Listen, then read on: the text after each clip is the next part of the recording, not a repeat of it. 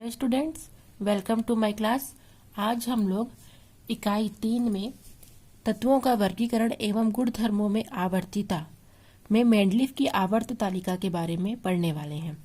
ठीक है, तो मेंडलीव की आवर्त तालिका उन्होंने किस आधार पर दिया एवं उनकी विशेषताएं क्या हैं, ये आज के टॉपिक में हम पढ़ने वाले हैं। तो सन 1869 ईस्वी में एक रूसी वैज्ञानिक D.I. मेंडलीव ने क्या किया? तत्वों का अर्थपूर्ण वर्गीकरण किया। उन्होंने एक नियम दिया जिसे मेंडलीव का आवर्ती नियम कहते हैं। मेंडलीव ने तत्वों के परमाणु द्रव्यमान को आधार माना और तत्वों के परमाणु द्रव्यमान के आधार पर उन्होंने अपना वर्गीकरण प्रस्तुत किया।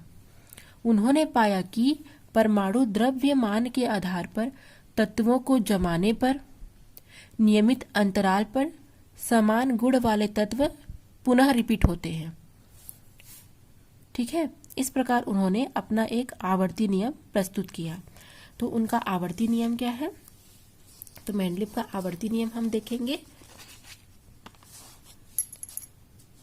मेंडलीव का आवर्ती नियम है, तत्वों के भौतिक और रासायनिक गुण उनके परमाणु द्रव्यमान के आवर्ती फलन होते हैं। ठीक है, उन्होंने परमाणुओं के परमाणु द्रव्यमान को आधार माना। तो तत्वों के भौतिक और रासायनिक गुण उनके परमाणु द्रव्यमान के आवर्ती फलन होते हैं। अब हम इनके जो आवर्त सारणी है उनके बारे में देखेंगे।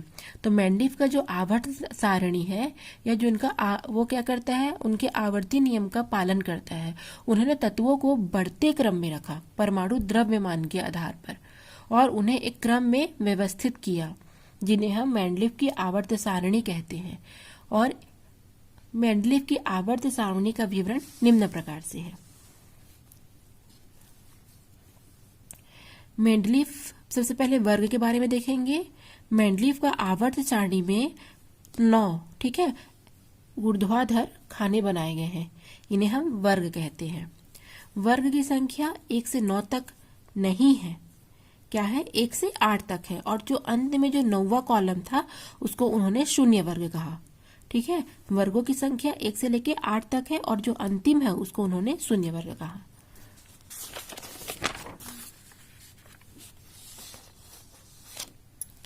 फिर मेंडलीव की जो मूल आवर्त सारणी है उनमें केवल 8 ही वर्ग रखे गए, 8 ही वर्ग उपस्थित थे और अंतिम शून्य वर्ग को उन्होंने उत्कृष्ट गैस से संबंधित किया। ठीक है, बाद में उसको पुनः इन्होंने जोड़ लिया, लेकिन उन्होंने 1 से 8 तक ही वर्ग उपस्थित रखे। शून्य वर्ग और 8वें वर्ग को छोड़कर से सभी वर्गों को उन्होंने 2 उपवर्ग अर्थात ए और बी 2 उपवर्ग में विभाजित किया। किसको छोड़ करके? 8वां और शून्य वर्ग अर्थात हैलोजन तत्व और ही जो अक्रिय गैस है उनको छोड़ करके सभी को उन्होंने ए और बी 2 उपवर्गों में बांट दिया। यह आप मेंडलीव की आवर्त सारणी को सामने रख करके देख सकते हैं। प्रत्येक वर्ग के उपसर्ग लिखा गया है। उपवर्ग में एक एक तत्वों को रखा गया और प्रत्येक 8वें जो वर्ग है उसमें 3-3 तत्वों के समूह को एक साथ रखे गए और उन्हें संक्रमण त्रिक कहते हैं। ठीक है, उन्होंने क्या किया, जो उपवर्ग है उनमें एक एक तत्वों को रखा और 8वें वर्ग में 3-3 तत्वों का एक समूह रखा जिनको संक्रमण त्रिक कहेंगे। अब आवर्त के बारे में देख लेते हैं। तो मेंडलीव के आवर्त सारणी में 7 क्षैतिज खाने थे जिन्हें आवर्त कहा जाता था। ठीक है, 7 क्षैतिज खाने थे इस तरीके से जिन्हें आवर्त कहते हैं। प्रथम आवर्त में 2 ही तत्व हैं जिन्हें हम अति लघु आवर्त कहते हैं। द्वितीय और तृतीय में 8 तत्व हैं, इन्हें हम लघु आवर्त कहेंगे। ठीक है, प्रथम आवर्त में 2 तत्व और जिन्हें हम अति लघु आवर्त कहेंगे। द्वितीय और तृतीय में 8 तत्व हैं, इन्हें हम क्या कहेंगे? इन्हें हम लघु आवर्त कहेंगे। तृतीय के बाद चतुर्थ और पंचम में, ठीक है, चतुर्थ और पंचम में 18 तत्व उपस्थित है, इन्हें हम दीर्घ आवर्त कहते हैं। ठीक है, चतुर्थ और पंचम में 18 तत्व हैं जिन्हें हम दीर्घ आवर्त कहेंगे। छठवें आवर्त में 32 तत्व हैं, इन्हें हम अति दीर्घ आवर्त कहेंगे। और इस आवर्त में परमाणु क्रमांक 58 से 71 तक के टोटल 14 तत्व हैं और इन 14 तत्वों को हम लैंथेनाइट तत्व या दुर्लभ मृदा धातुएं कहा जाता है और ये अति दीर्घ आवर्त कहलाते हैं। उसके पश्चात 7वें आवर्त में 19 तत्व हैं। इससे आगे स्थान पूरा रिक्त है और इसे अपूर्ण आवर्त कहते हैं। इसमें भी टोटल 14 तत्व हैं जो 90 से लेकर के 103 तक आते हैं और इसे हम एक्टिनाइट कहते हैं। ठीक है, अब हम पढ़ेंगे मेंडलीव की आवर्त सारणी की विशेषताएं कि मेंडलीव की आवर्त सारणी की क्या विशेषताएं रही है उसके बारे में हम पढ़ेंगे। तो किसी वर्ग की वर्ग संख्या उस वर्ग के तत्वों की ऑक्सीजन की प्रति संयोजकता को दर्शाता है। ठीक है, जैसे उदाहरण लेंगे हम पहले, दूसरे और तीसरे वर्ग के तत्वों की संयोजकता लेंगे जो कि क्रमशः 1, 2 और 3 है।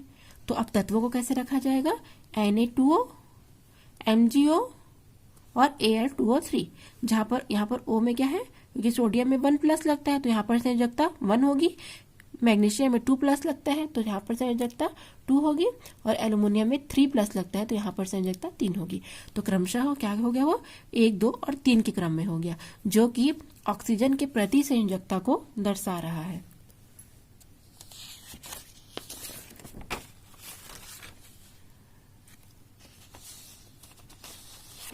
उसके पश्चात एक ही उपवर्ग के तत्वों के गुणों में परस्पर समानता पाई जाती है।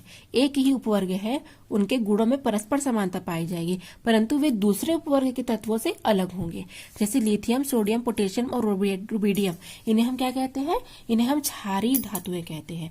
तो ये आपस में गुणों में समानता रखेगी, लेकिन इसी उपवर्ग के जो दूसरे तत्व हैं, ठीक है, जैसे कॉपर, सिल्वर, ठीक है, गोल्ड, इन सब से क्या करेंगी? गुणों में भिन्नता प्रदर्शित करेंगी।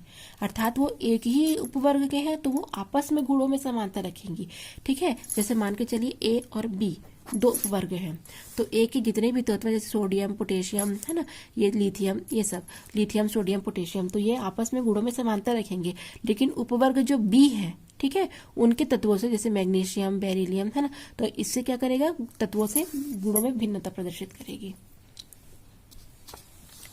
एक ही उपवर्ग में उसके समस्त तत्वों के भौतिक और रासायनिक गुणों में प्रमुख परिवर्तन पाया जाता है। जैसे lithium, sodium, potassium, rubidium, caesium, ये क्या है?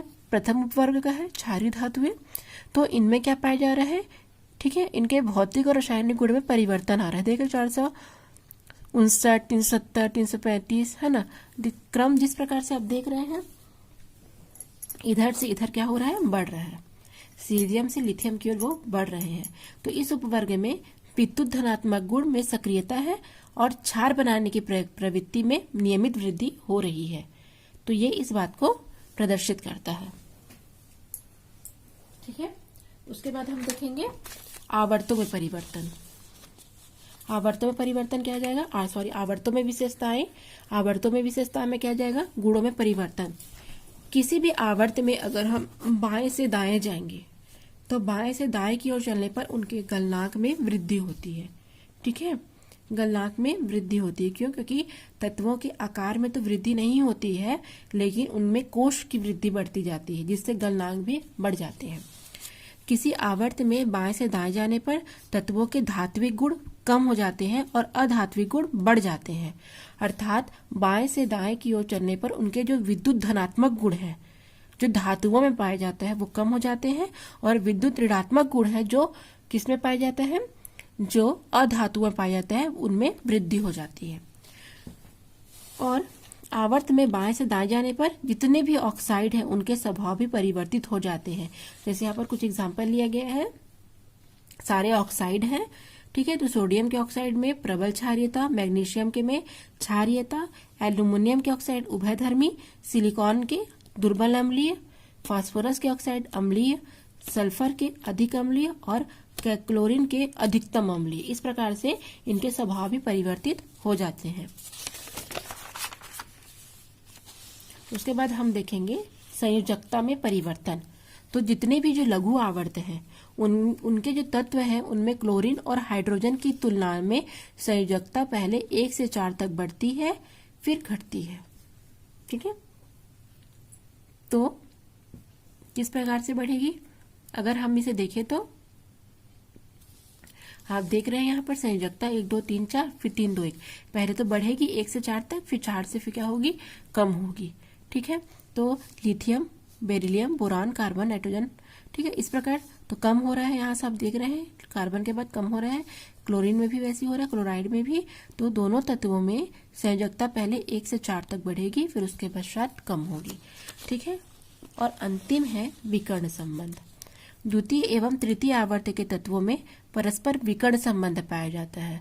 अर्थात क्या हो जाएगा विकर्ण संबंध, कि द्वितीय आवर्त के तत्व तृतीय आवर्त के तत्वों के साथ विकर्ण पर उपस्थित तत्वों के गुणों में समानता रखते हैं। जैसे ये द्वितीय आवर्त के तत्व है लिथियम, बेरिलियम, बोरान, कार्बन, ये तृतीय आवर्त के तत्व है सोडियम, मैग्नीशियम, एल्युमिनियम, सिलिकॉन। तो द्वितीय आवर्त के जो तत्व हैं वो तृतीय आवर्त के अगले समूह के तत्वों के साथ गुणों में समानता प्रदर्शित करती है। तो इसे हम क्या कहेंगे, विकर्ण संबंध कहेंगे।